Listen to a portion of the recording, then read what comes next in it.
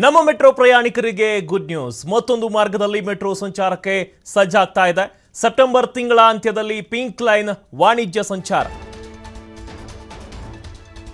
ನಮ್ಮ ಮೆಟ್ರೋ ಪ್ರಯಾಣಿಕರಿಗೆ good news ಸಿಗ್ತಾ ಇದೆ. ಮತ್ತೊಂದು ಮಾರ್ಗದಲ್ಲಿ ಮೆಟ್ರೋ ಸಂಚಾರಕ್ಕೆ ಸಜ್ಜಾಗ್ತಾ ಇದೆ.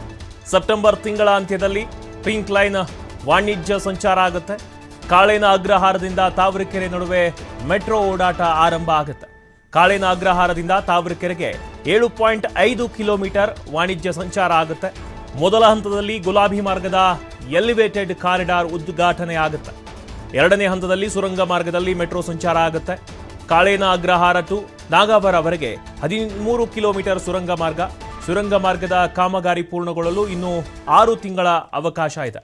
2027ರ ಮಾರ್ಚ್ ವೇಳೆಗೆ ಸುರಂಗ ಮಾರ್ಗ ಸಾರ್ವಜನಿಕರಿಗೆ ಮುಕ್ತ ಆಗುತ್ತೆ. ಮುಂದಿನ ವರ್ಷ ಹೆಬ್ಬಾಳ ಟು ಏರ್ಪೋರ್ಟ್ ಮಾರ್ಗ ಆರಂಭವನ್ನ ಮಾಡ್ತೀವಿ ಅಂತ ಬೆಂಗಳೂರು ನಗರಾಭಿವೃದ್ಧಿ ಸಚಿವ ಕೃಷ್ಣ ಬೈರೇಗೌಡ ಹೇಳಿಕೆಯನ್ನ ಕೊಟ್ಟಿದ್ದಾರೆ. ಮೆಟ್ರೋ ಪ್ರಯಾಣಿಕರಿಗೆ ಗುಡ್ ನ್ಯೂಸ್ ಸಿಕ್ಕಿರೋದು. ಗುಲಾಬಿ ಮಾರ್ಗದ ಎಲಿವೇಟೆಡ್ ಕಾರಿಡಾರ್ ಉದ್ಘಾಟನೆ ಆಗುತ್ತೆ. ಇನ್ನು ಎರಡನೇ ಹಂತದಲ್ಲಿ ಸುರಂಗ ಮಾರ್ಗದಲ್ಲಿ ಮೆಟ್ರೋ ಸಂಚಾರ ಆಗುತ್ತೆ. ಈ ಒಂದು ಪಿಂಕ್ ಲೈನ್ ಆದ ಮೇಲೆ 2027ರ ಮಾರ್ಚ್ ವೇಳೆಗೆ ಸುರಂಗ ಮಾರ್ಗವೂ ಕೂಡ ಸಾರ್ವಜನಿಕರಿಗೆ ಮುಕ್ತ ಆಗುತ್ತೆ. ಮುಂದಿನ ವರ್ಷ ಹೆಬ್ಬಾಳ್ ಟು ಏರ್ಪೋರ್ಟ್ ಮಾರ್ಗ ಏನಿದೆ ಅದರ ಆರಂಭವನ್ನ ಮಾಡ್ತೀವಿ ಅಂತ ಬೆಂಗಳೂರು ನಗರಾಭಿವೃದ್ಧಿ ಸಚಿವ ಕೃಷ್ಣ ಬೈರೇಗೌಡ ಹೇಳಿಕೆ ಕೊಟ್ಟಿದ್ದಾರೆ.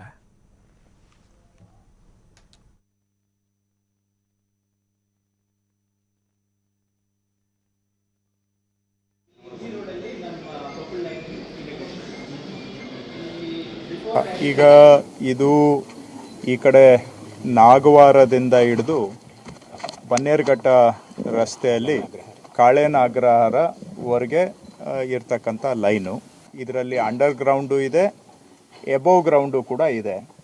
ಸೊ ಅಂಡರ್ ಗ್ರೌಂಡ್ ರೀಚಲ್ಲಿ ಸುಮಾರು 13.5 ಕಿಲೋಮೀಟರ್ ಬರುತ್ತೆ.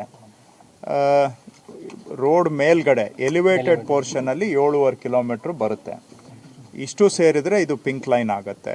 ಒಟ್ಟು 21 ಕಿಲೋಮೀಟರ್ ಉದ್ದದ ಮಾರ್ಗ ಪಿಂಕ್ ಲೈನ್. ಇದು ಫೇಸ್ ಟೂನ ಅಂತಿಮ ಕಾಮಗಾರಿ ಇದು ನಡೀತಾ ಇದೆ. ಈಗ ಇದರಲ್ಲಿ 2 ಪೋರ್ಷನ್ ಇದೆ.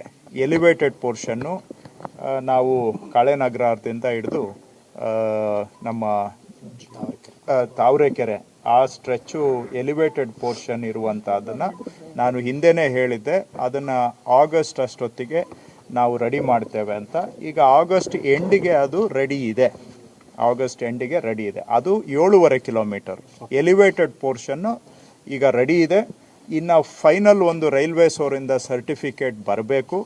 ಅದು ಬಹುಶಃ ಇನ್ನೊಂದು ವಾರ 10 ದಿನದಲ್ಲಿ ಬಂದುಬಿಟ್ರೆ ಅಲ್ಲಿಗೆ ಅದು ಎಲ್ಲ ರಿಕ್ವೈರ್ಮೆಂಟ್ಸು ಫುಲ್ಫಿಲ್ ಆಗುತ್ತೆ. ಯಾವುದು 7